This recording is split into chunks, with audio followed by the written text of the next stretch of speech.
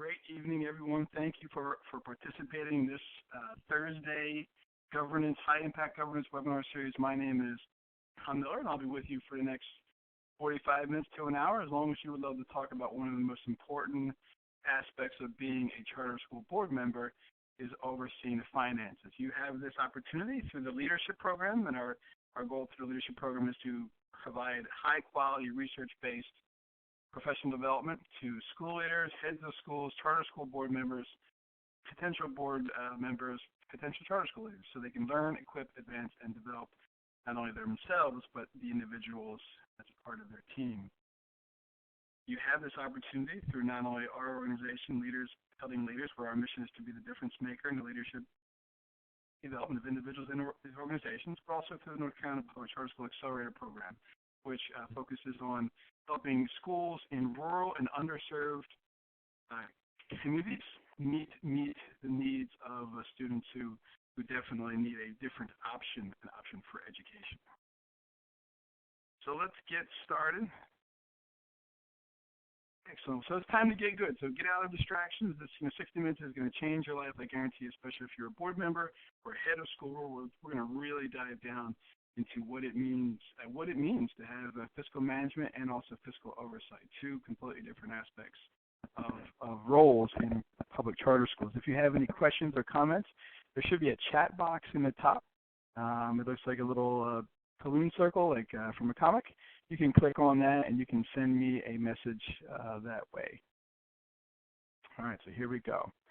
So main focus, you'll see this slide every single month, and this is what we talk about: knowing the board's roles. What is the board's role? And there are 6 major roles of a public charter school board member, according to Brian Carpenter: establishing and evaluating student outcomes, establishing and monitoring management compliance with policies, approving and terminating contracts, evaluating the executive, oversee and approve the use of operational finances, establish and monitor organizational goals, all focused towards renewal, and develop the board's capacity to understand governance. So let's take a look at what these roles look like. This is what we've been doing over the last 16 weeks now. So this is the fourth session, I believe, or fifth actually. Session 1 was looking at the formula for greatness. So that was establishing a shared mission and vision, developing the relationships of mutual trust and respect, and then finally setting clear performance expectations. So there's an element of no surprises.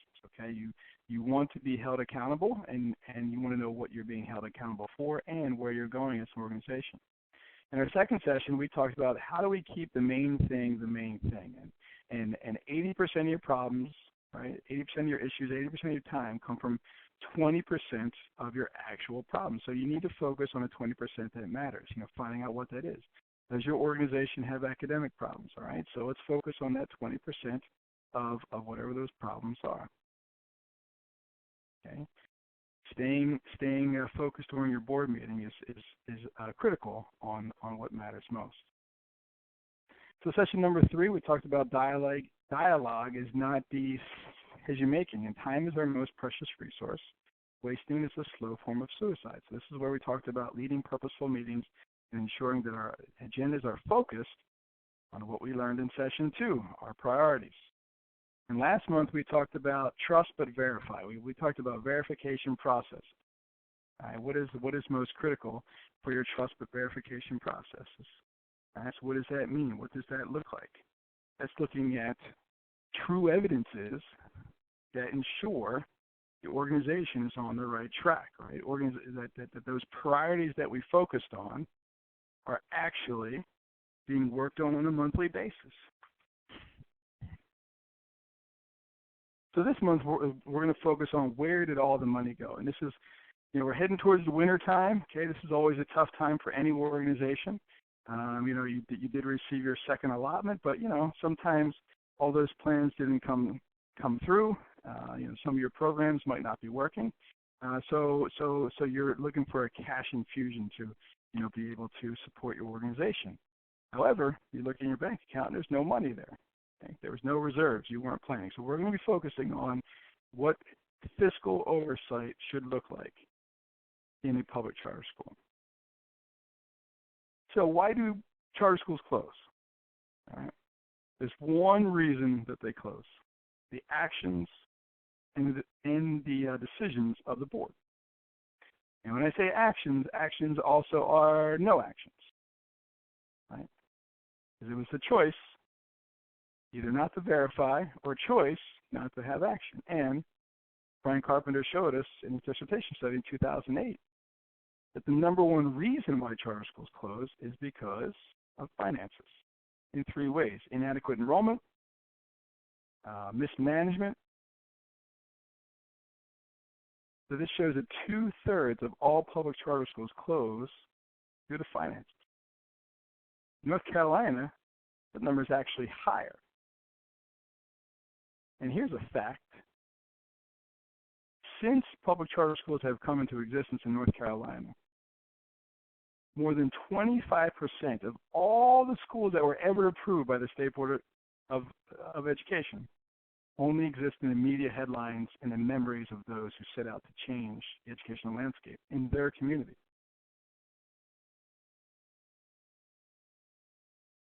And of the close to 50 schools that have closed, almost 80% were due to financial reasons.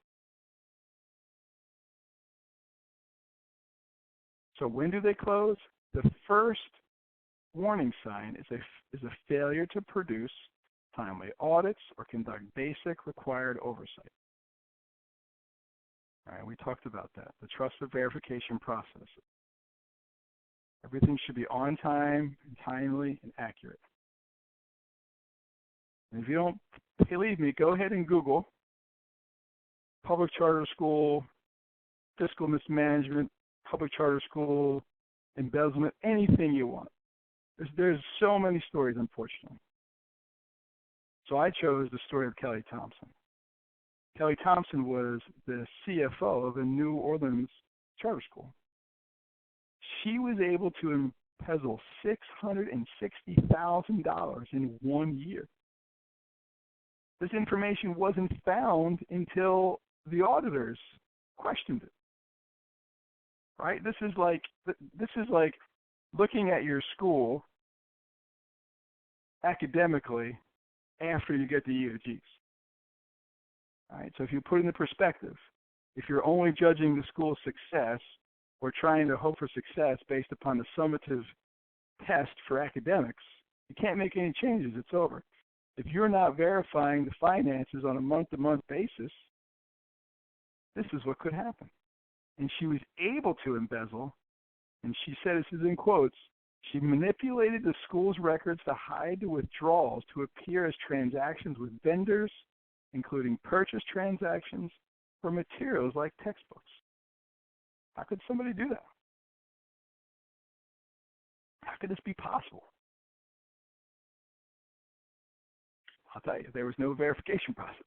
Exactly how it was possible. So, through our organization, we like to look at the necessary and valuable information to gain action towards excellence. You navigate. Okay? It's your job as a board member to navigate the organization.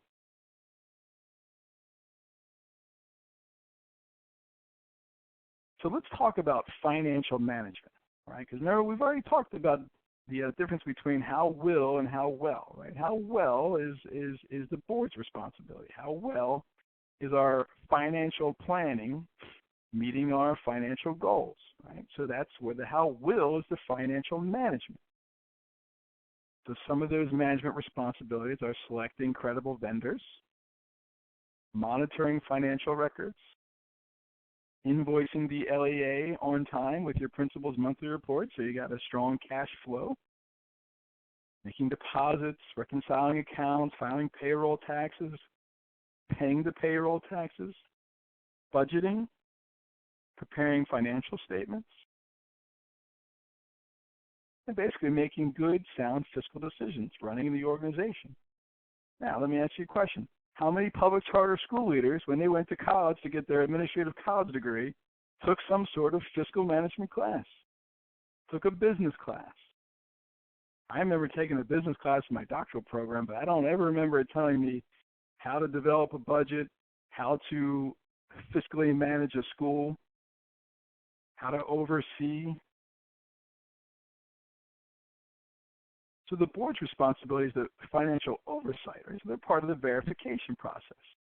So what does verifying the principal's ability to select vendors, what does that look like at your school? What does it look like to monitor financial records? How do you verify that? How do you verify that there's a strong cash flow, that there's a consistent cash flow process?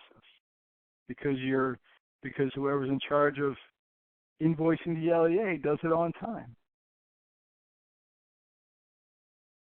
How do we know that the right deposits are going in? How do we know if your school has cash fundraising or cash field trip programs? How do you know that every dollar is going in there? How do you know? This is more than trust. This has to be a verification. So what does verification look like? It's triangulation of monthly evidences, evaluation, and internal control policies can work to ensure that your school is fiscally sound. It can work to ensure that there's no financial mismanagement. These are the three that we're going to talk about this evening. What do these look like? What do these look like? What do these feel like? So let's first talk about monthly evidence. Okay, so these are the essential financial reports. It should be timely, accurate, and comprehensive. Now this could be monthly. This could also be quarterly. It all depends on where your organization is between the age and your current financial standing. All right, so let's talk about some of these monthly or quarterly documentations. I'll just say I don't have any money, and I pretty much check my bank account every day. So you all are overseeing millions of dollars. You're responsible for that. So somebody definitely should be looking at least monthly, probably a little bit more often than that, to be honest. So let's look at the balance sheet. The balance sheet demonstrates the current net worth of the organization's, your assets, liabilities, and equity. This is probably not something you need to look at on a monthly basis, but a quarterly or twice a year at least, right? Because you're looking at how close are we of being out of our large principal debt. Right? If you're trying to own your building, what assets do we have? Okay. Everything that we buy, everything that we spend every year, how are we ensuring that our assets are maintaining value, that our assets are actually being used and working? All right, a cash flow statement. A cash flow statement demonstrates all the transactions for a period of time. You should get one of these every month. And a great backup tool that we've started using at some of the schools that we partner with is a payment per vendor report. It will specifically tell you where every check is going, right? You get that list of checks out, the treasurer double checks, you reconcile, you take a look. You look at who are some of these vendors we're paying. And the cash flow statement basically shows you what comes in and what goes out. If you have a low cash flow, you certainly want to look at when's money coming in. Because there's a lot more going out than coming in. How about your income and expense statement? This basically makes a miniature budget for a particular period. So it's good to look at these once a month. I would always recommend you have a monthly mini budget and also a year to date. Okay, and this next part is the budget versus the actual report. This demonstrates whether the school is meeting its fiscal goals. Okay, making a profit, being able to put money aside in cash flow, cash reserves, or if you're saving up to buy a specific program, or if you're saving up to buy a facility. If you're a Dave Ramsey fan, your greatest source of wealth is your revenue, right? He pays cash for everything. Teaches millions of people how to do the same. You got to have goals to do that. So part of your role when you get these reports, number one, is to read them and have a basic understanding of what they mean. And if you see any red flags, you need to ask some questions. Here's some red flags. Low cash balance, long-term debt is high, your operating expenses are actually more than what was budgeted. All right. On the far right-hand column of every budget I see, it kind of shows your year-to-date. How much are we expensing each month, right? And a lot of people, they'll go to the far left column, oh, we just need to increase this budget on this side. Well, if you increase the budget in one place, you got to take away from somewhere else. Here's a big factor, low student enrollment that was ever budgeted, okay, or you're getting attrition during the year. We're going to talk more about that. Maybe there's unpaid invoices. How do you know that there's unpaid invoices? That's probably something that should go on the previous slide. Maybe you should be asking for a list of unpaid invoices each month. What is the plan to get out of these unpaid invoices? Looking at the payment per vendor sheet. Not all money is spent on student achievement.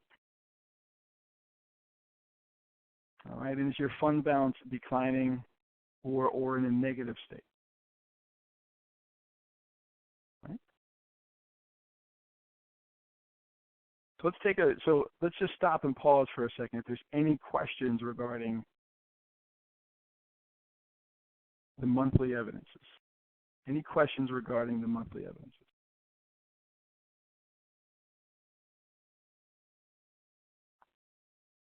Okay. So let's slide. So the next part of your triangle is critical internal control policies. All right, what do internal control policies identify? Who has access to the money? Who signs the checks? How are large expenditures approved? What defines a large expenditure without approval? I was just reading a fiscal policy manual earlier, and it said that the head of school has approval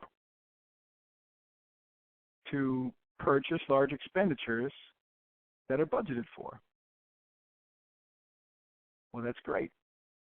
That's some great autonomy. However, if my cash flow isn't there, or if I'm over budget, or I've got one of those red flags, I think the autonomy needs to decrease. We need to be smart in making decisions. Okay? Because just because it's budgeted for doesn't mean that there's actual money in the account to do that. Who should work in your organization? Okay? It talks about criminal background checks. How often should we get a different view? Okay, this goes back to your auditor. You use the same auditor every year, they could become a little complacent. Make sure that if you have an auditing organization that you tell them, hey, we would like our auditors to rotate every other year. So you don't have the same auditor doing your oversight multiple years in a row. How do we track our assets? Like, what are we buying? What do we own? How are they being tracked, like that they're still here? Like chairs and desks and equipment and iPads. And I mean, how do we track all these things? Do we have a process to do that?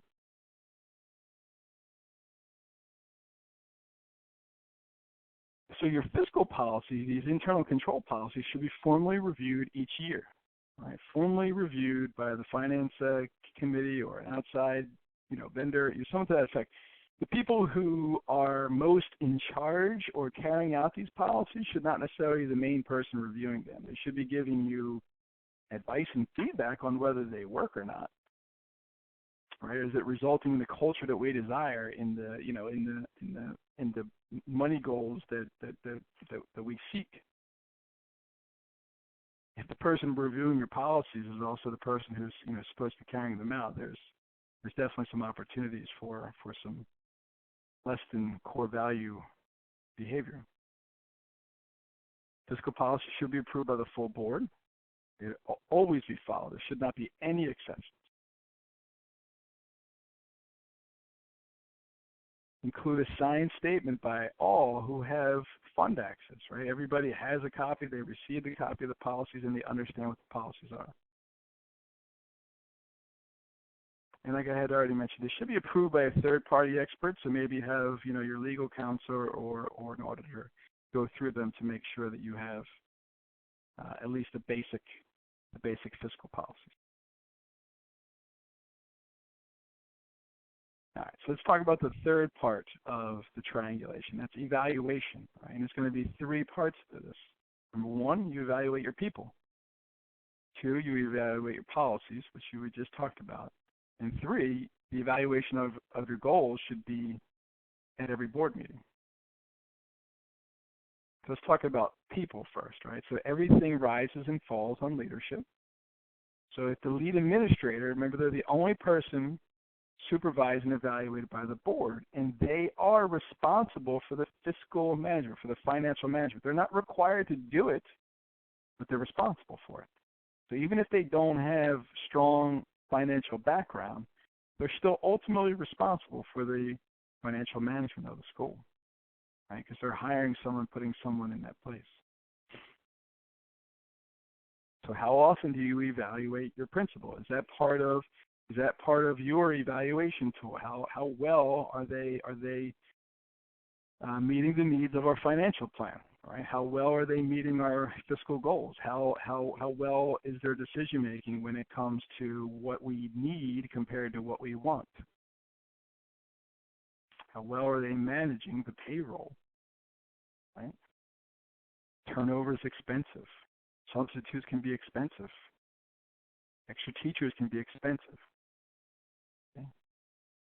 Teachers who don't teach, a full caseload, expensive.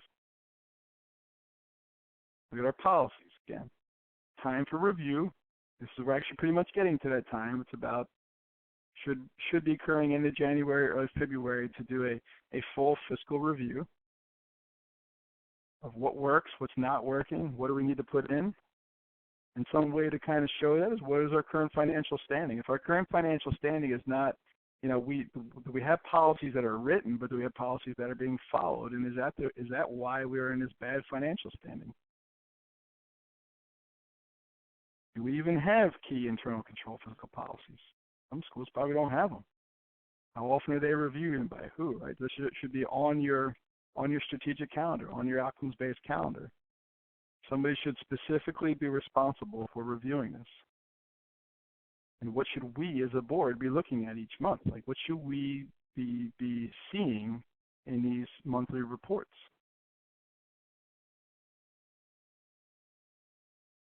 Okay. And your third part of your evaluation is your progress towards your goals. You should have short-term financial goals, and that might be to purchase a specific curriculum with cash.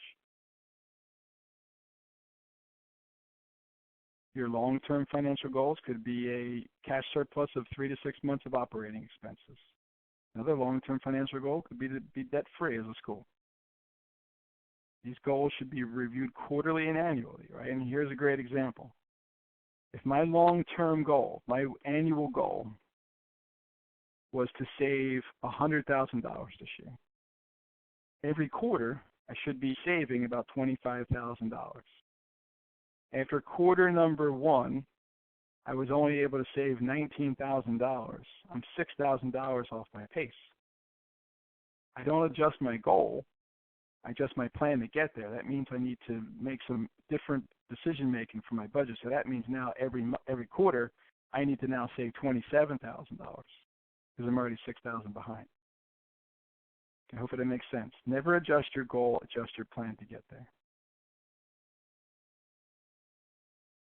So in looking at oversight, that's a formula for success that can get you started in the right direction. Okay, having the correct evidences, making sure you have internal controls, and there's a consistent evaluation process will help you and get to those next steps.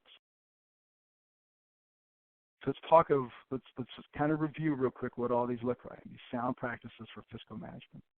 One was internal controls, recognizing red flags, minimizing risks, develop accurate budgets, which we're going to talk about in a second, understanding the reports, monitoring compliance will get you to the sound fiscal management. And one key piece is having the right people in the right places.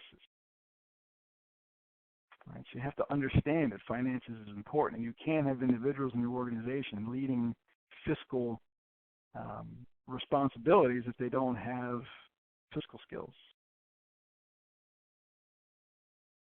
All right, so any questions on that formula for success, that triangulation? You can put a question in the text box. You stop me at any time if you need me to go back and repeat here. This is critical. Internal controls, recognize the red flags, and they got to ask hard questions, minimizing the risk, developing accurate budgets. Okay, and it's also important to follow the budget. That goes back to the recognizing red flags and monitoring and evaluating. Understanding the reports is critical. It's critical. All right, so who might be responsible for this? So if we looked at it, the triangulation of the process, so let's look at the people, right? So we got a triangulation of people as well. We have our board, our full board. We've got our finance committee, okay? And we also have our lead administrator, right? I'm going to move myself up here. So if we were to look at these 4 basic aspects of financial management: budget, financial statements, controls, and audits, this chart gives you a great representation of everybody's responsibility. The board's responsibility is to review and approve the budget that reflects the goals and policies. The financial statements, they make sure that they're well informed about finances. They receive the quarterly or the monthly financial statements. The controls, they ensure adequate financial controls are in place, operating as needed. And they review the audit documentation, right? They make changes based upon the summative, right? They make changes on the fly based upon all this information, but they have an unpleasant audit that has some findings. It allows you to make some changes, right? And you put those responsibilities on 2 aspects. One is the financial committee, and the 2 is the lead administrator. So let's take a look at their responsibilities when it comes to budgeting. Okay, they make the recommendation to the full board for the budget. Okay? The lead administrator helps with that process by presenting supporting documentation, whatever the needs are, okay, based upon the year before. The budget development process should begin, March, right? So the principal needs to be thinking about what staffing am I going to need for next year, what programs am I going to need for next year, how is our enrollment changing, okay, do we have more at-risk students, do we have more students with disabilities? If that's the case, then we're going to need more personnel. There's lots of things that the lead administrator needs to be talking to the finance committee about. Okay, the financial statements. The finance committee acts as a liaison between the board and the lead administrator, and they review monthly financial statements. Okay, they do more of a deeper dive for the board. The lead administrator is a day-to-day that monitors income and expenses daily, ensures financial reports are completed correctly and on time. Internal controls. Big responsibility for the finance committee is to review policies and make recommendations for improvement. The lead administrator carries out those policies, right? The board creates the box in which the lead administrator operates. Inform the board if policies issue arise. And finally, the finance committee meets with the auditor, reviews the details of the audit, makes sure that they have the information that they need. And the lead administrator also participates in that process, and they provide a response. Okay, they're the operating person. They're the person who's in charge of the day-to-day. If things go awry, their responsibility. So this is just a great slide oversight of what that should look like. All right, so let's talk about the elephant in the room that is the result of all this conversation, is the budget. Right? How do you budget? This is very, very tough. I mean, you'll see a lot of budgets are just really kind of take a spaghetti and throw it on the wall mentality. Just moving numbers around randomly, not really putting a lot of thought into it. And sometimes in the charter school of your first couple of years, this is exactly what it looks like. It's exactly what it looks like. So one aspect of budgeting, okay, is your revenue, right? So you need to know a realistic understanding of how many students are coming to your school. So this is some data for first-year schools, okay? This is great because we'll have an opportunity to look at the 2015 schools this year. But so over the past 3 years, you look at 2012, 13, and 14, you'll see that on average, charter schools are only getting about 75% of their projected enrollment. These are year one charter schools. Okay, year one charter schools. In 2014, there was multiple schools that didn't open at all or closed based upon the low enrollment. So if your budget is based upon 100% of your projections and you only get 76% of the kids, you're already 24% behind the ball based on 2014's percentage. Right? Even if you enroll 90%, right? 90% you would think is good, and 10% of your revenue is already spent. So that's the first aspect of budgeting is having clear projections.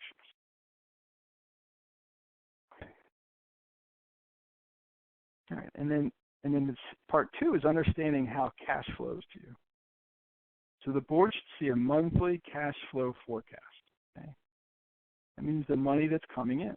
And they need to understand at least at minimum the revenue stream. So in every county is different when it comes to local, but the state drops 3 times. They drop August, October, and March. And it's 34% in August, 34% in October, and 33% in March. And your August number is typically based upon your projection, right? Whatever your projection is. So if I projected for 100 kids and 76 came, in August I got paid for 100 kids. My 34% was based on 100 kids. However, in October and March, I'm going to be paid an adjusted rate for those 76 kids, right? Because I was overpaid. Now they can't take money back, so they're just not going to pay you more. It's a very, very dangerous plan that has backfired for the state a couple of times. They've had charter schools close early, and money was gone. All right, now your local revenue is based upon a principal's monthly report. Okay, so it's important that there's someone taking attendance data. Okay, especially, one thing actually, I'm so sorry that I missed this. Your state revenue is based upon your first 20 days enrollment. So it's so important to have kids there those first 20 days. It's the average daily membership. The average daily membership, that means actually kids physically sitting in a seat on day 1, day 2, whatever. So the first 20 days, the average of that membership. Membership means not that I enrolled and filled out my paperwork. Membership means that I physically came to school for at least a half a day, and I was in a seat. All right, so that's your state revenue. Very, very important to understand that revenue stream. My apologies. Now, local revenue, okay, this could change monthly depending on what county you're in. And in Charlotte-Mecklenburg, every single month you have to turn in a new principal's monthly report. All right, and your number is based upon what kids are actually sitting in a seat from the month prior, the 20 days that they were in school. All right, well, what was that average? Who was there? In counties like Durham, they actually just take your first PMR and they just pay you all throughout the year that same number. So if you lose 100 kids in Durham, not that much impact. Actually, it's probably better. If you lose 100 kids in Charlotte, it's a whole other situation. Okay. And your federal money is always a year behind. Right? You get paid based upon your federal student enrollment, right? So that would be exceptional children's or Title I money if you accept it, or Title II money. It's always a year behind. All right, so in your first couple of years of a charter school, there's grants that you can apply for, some special reserve and opportunities like that for larger amount than expected students coming, or kids who may have come that have extreme needs that you weren't prepared for. Always plan for the hard times, and that's June through August, right? So how do you set your payroll up? If you pay 12 times a year, you need to make sure you've got cash flow all 12 months. And it takes a few years to get there. And I just always say budget for 90% of your projections. If you can do that, it means you're potentially saving at least 5% in reserves every year, and hopefully 10. You can stay on budget. So what should your budget look like? It should be mission-driven, okay? Every decision should have the mission of the school in mind. And also priorities. What's most important right now, okay? Establishing your needs versus your wants. So I took a school's budget, and I just kind of highlighted the larger pieces here, the larger budget line items. kind of took a look at what percentage of their budget it was. Salaries and benefits should be about 55 to 60%. Your facilities and utilities should be about 10 to 15. Looking at instructional supplies, 3 to 5. Transportation, 1 to 2. Building maintenance, 1 to 2. If you own a building, it's expensive. Technology, 2 to 3%. Staff development, 5 to 8%. Some schools are higher. Some schools are probably this is their 1% budget line item. But if you want to really focus on stronger academics, you've got to invest in your staff somehow. Just overall operations piece might be about 3%.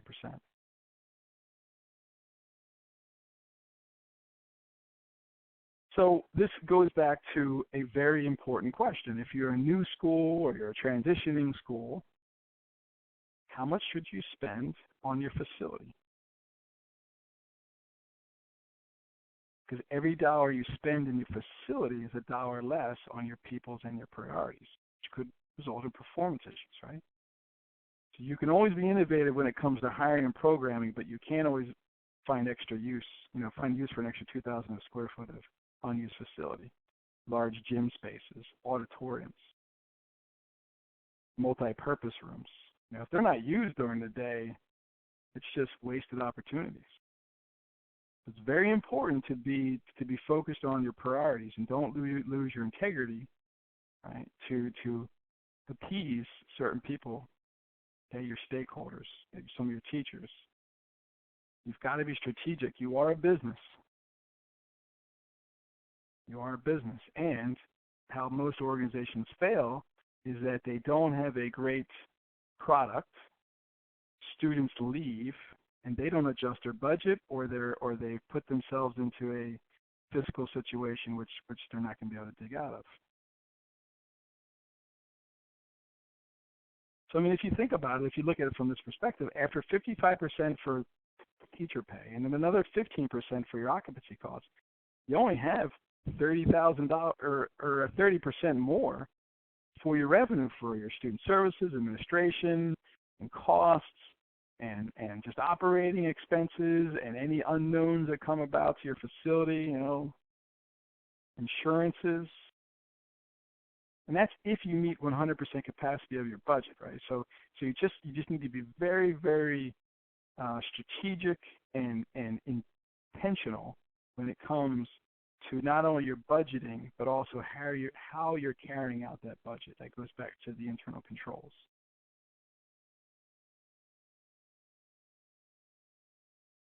All right. So you all have great intentions, being on this webinar and learning and being board members. So now you need to move towards intentional action. So this is your call to action. What are you going to start doing as an organization? What are you going to continue and get better at? And what are some things you're going to stop doing? What are some things you're just going to stop? Don't be the next headline or memory. Make sure you've got the right processes in place, the right people in place, so you can get to the right result, right?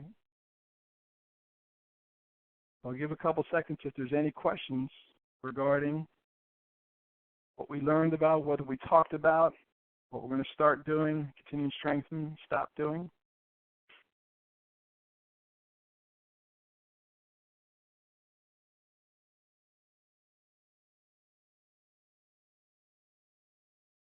All right, well, for reviews there, I hope this was valuable to you. I hope this added value to you and your organization and your thinking process. This is our last session for the 2015 year. I want to thank you again for adding value to us and trusting us and allowing us to come into your listening, to your professional development, being part of that process.